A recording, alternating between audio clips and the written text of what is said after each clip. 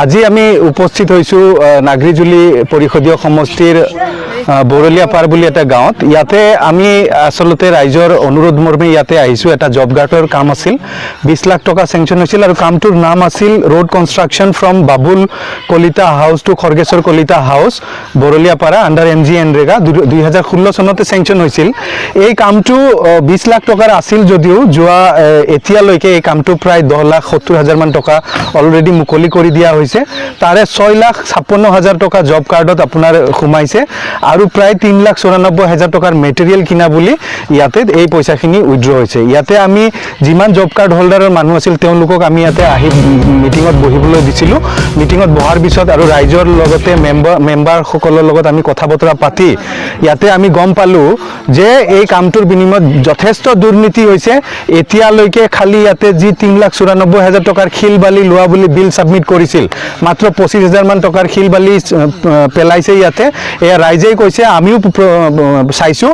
গতিকে মাত্ৰ 25,000 টকাৰ শিল বালি পেলাই মাত্ৰ 3,94,000 টকাৰ শিল বালি পেলোৱা বুলি প্ৰায় এবছৰ আগতে তেওঁলোকে ইয়াৰ পইচা উইথড্ৰ কৰিছে। আৰু এতিয়া যিহেতু নিৰ্বাচন আহি আছে, নিৰ্বাচনৰ আগত ৰাইজক ঠগাবৰ কাৰণে, ভুল দিয়াবৰ কাৰণে তেওঁলোকে কি কৰিছে, মাত্ৰ এনে কেই ট্ৰেক্টৰ মান শিল বালি পেলাই ইয়াতে ৰাইজক দেখাব খুজিছে যে আমি কাম কৰি আছোঁ। এয়া মাত্ৰ নিৰ্বাচন কেন্দ্ৰিক এটা কি বুলি কয় আপোনাৰ টোপ দিয়া নিচিনাহে হৈছে ৰাইজক।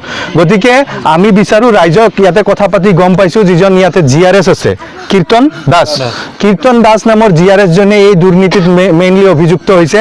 তেওঁ সমগ্ৰ জব কাৰ্ড, বহুত জব কাৰ্ড হোল্ডাৰ এনেকুৱা আছে যিবিলাক তেওঁৰ সম্পৰ্কৰ হয়। এই জব কাৰ্ড হোল্ডাৰবিলাকে ইয়াতে কেতিয়াও কাম কৰা নাই আৰু কিছুমান জব কাৰ্ড হোল্ডাৰে যদি 2 সপ্তাহ কাম কৰিছে তেওঁৰ নামত 6 সপ্তাহ তেওঁ টকা উইথড্ৰ কৰিছে আৰু সেই পইচাবিলাক জব কাৰ্ড হোল্ডাৰে সকলোৱে পোৱা নাই।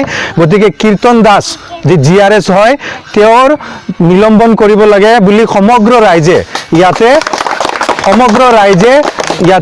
আমাৰ আগত তেওঁলোকে দাবী তুলিছে। গতিকে আমি বিচাৰোঁ এই যে GRS কীৰ্তন দাস তেওঁক অতি শীঘ্ৰেই এই গোটেই কামটোৰ তদন্ত কৰি তেওঁক নিলম্বন কৰিব লাগে।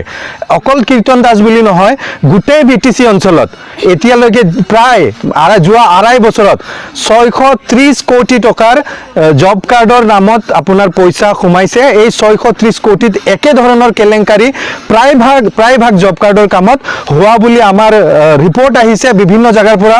আমি সেইবিলাকৰো তদন্ত কৰি আছোঁ।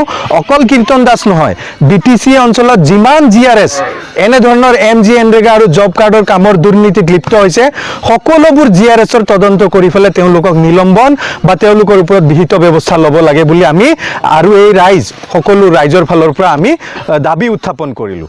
ধন্যবাদ।